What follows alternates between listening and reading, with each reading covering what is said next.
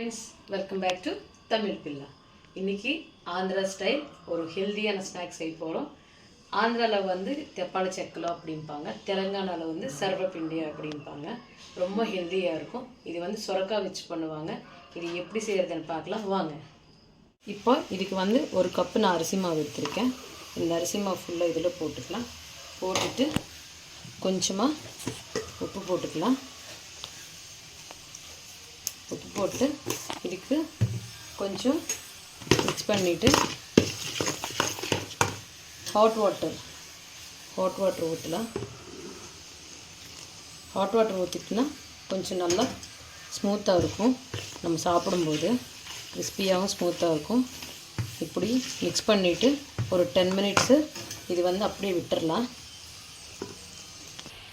So இப்போ காரத்துக்கு தகுந்த மாதிரி நான் 4 பச்சை மிளகாய் போட்டேன். கொஞ்சம் இஞ்சி. நிறைய பேர் பெரியவங்கள இருந்தால் இது வந்து பச்சை மிளகாய் குட்டி குட்டியாக கட் பண்ணி போட்டுக்கலாம்.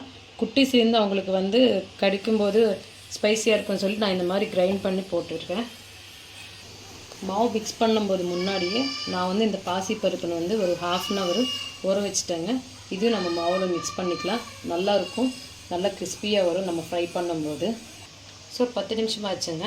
இப்போ நம்ம ஊற வச்சுருக்கேன் இந்த பாசிப்பருப்பு போட்டுக்கலாம். இதில் நீங்கள் நிறைய தண்ணியெல்லாம் ஊற்றாதீங்க, கொஞ்சமாக வந்து ஹாட் வாட்டர் ஊற்றிட்டு மிக்ஸ் பண்ணுங்கள். ஏன்னா வந்து நம்ம சுரக்காலவும் நிறைய தண்ணி வரும். இப்போது சுரக்காய் வந்து இந்த மாதிரி சீவிட்டு இப்படி வச்சிடலாம். இது சுரக்காங்க. இது போட்டுட்டு சுரக்காயில் நிறைய தண்ணி வரும், அந்த தண்ணியும் வேஸ்ட் பண்ணாதீங்க. அப்படியே வந்து அந்த தண்ணி சேர்த்து மிக்ஸ் பண்ணுங்கள். இது கருவேப்பிலை. நம்ம குட்டீஸ் நார்மலாக கொடுத்தா சாப்பிட மாட்டாங்க, அதனால் நான் இந்த மாதிரி குட்டி குட்டியாக கட் பண்ணி இதில் போடுவேன். இது வந்து ஆனியன்னு. அதுக்கப்புறம் நம்ம அரைச்சி வச்ச இஞ்சியும் பச்சை மிளகாய் பேஸ்ட்டு. அவங்க சாப்பிட்ற காரத்துக்கு அந்த மாதிரி போட்டுக்கலாம். இதெல்லாம் வந்து நல்லா மிக்ஸ் பண்ணிக்கலாம். இதுலேயும் கொஞ்சமாக ஜீரகம்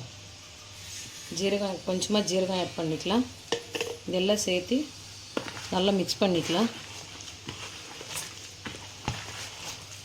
கொஞ்சம் பெரிய பவுல் எடுத்தால் உங்களுக்கு இந்த மாதிரி மிக்ஸ் பண்ணுறதுக்கு ஈஸியாக இருக்கும். அதனால தான் நான் இந்த மாதிரி பெரிய பவுல் வச்சு மிக்ஸ் பண்ணிகிட்ருக்கேன்.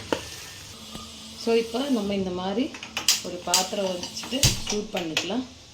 இதில் கொஞ்சம் ஆயில் ஊற்றிட்டு இந்த பட்டர் பேப்பர் மேலே கொஞ்சமாக ஆயில் ஊற்றிட்டு ஃபுல்லாக ஸ்ப்ரெட் பண்ணிவிட்டு இப்போது நம்ம மிக்ஸ் பண்ணி வச்ச மாவு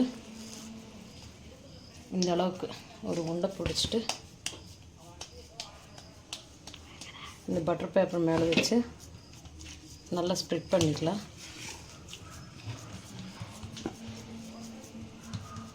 உங்களுக்கு எந்த சைஸ் வேணுமோ அந்த சைஸ் வந்து நம்ம ஸ்ப்ரெட் பண்ணிக்கலாம்.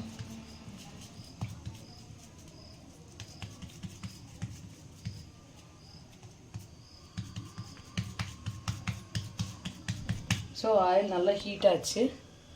இப்போது இதில் போட்டுக்கலாம். நம்ம இப்படி எடுத்துட்டு இப்படி பண்ணிக்கலாம். ஜஸ்ட்டு ஒரு குட்டி குட்டியாக ஹோஸ் போட்டால் அதில் ஒன்று நமக்கு நல்லா கிறிஸ்பியாக வரும். இப்போ ஆயில் ஊற்றிக்கலாம்.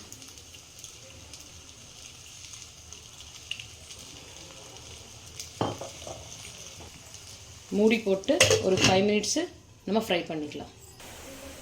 ஸோ ரெண்டாவது பக்கம் நம்ம இப்படி திருப்பி போட்டுட்டோன்னா நல்லா கோல்டன் ப்ரௌன் கலர் வந்துடுச்சு. இந்த மாதிரி இருந்தால் தான் அந்த ரொட்டி டேஸ்டியாக இருக்குங்க. இது கொஞ்சம் நேரம் ஒரு 2-3 மினிட்ஸ் வந்து நம்ம ஃப்ரை பண்ணிக்கலாம். ஸோ ஃபைனலி நம்ம ஆந்திரா ஸ்பெஷல் தெப்பாளி செக்கல் ரெடி ஆயிடுச்சுங்க. நல்லா கிறிஸ்பியாக இருக்கும், ரொம்ப ஹெல்த்திங்க. சுரக்காய் சாப்பிடாத குட்டீஸ்க்கு வந்து நம்ம இப்படி செஞ்சு கொடுத்துட்டா ரொம்ப நல்லாயிருக்கும், விரும்பி சாப்பிடுவாங்க. இப்படி வேணால் சாப்பிட்டுக்கலாம். இல்லைன்னா வந்து நாங்கள் வந்து யூஸ்வலாக வந்து தயிரில் கொஞ்சம் உப்பு கொஞ்சம் மிளகாய் பொடி போட்டு மிக்ஸ் பண்ணிவிட்டு இதை வச்சு சாப்பிடுவோம். இப்படி எடுத்துகிட்டு இப்படி முக்கிட்டு சூப்பர். நான் எல்லாத்து வீடியோஸுக்கும் சூப்பராக சொல்லிகிட்ருக்கேன், ஆனால் உண்மையாக நல்லா இருக்குங்க. உப்பு கம்மியாச்சுன்னா மிடில் நம்ம போட்ட கொஞ்சம் உப்பு, அவ்வளோதாங்க. எல்லாமே பர்ஃபெக்டாக இருக்குது.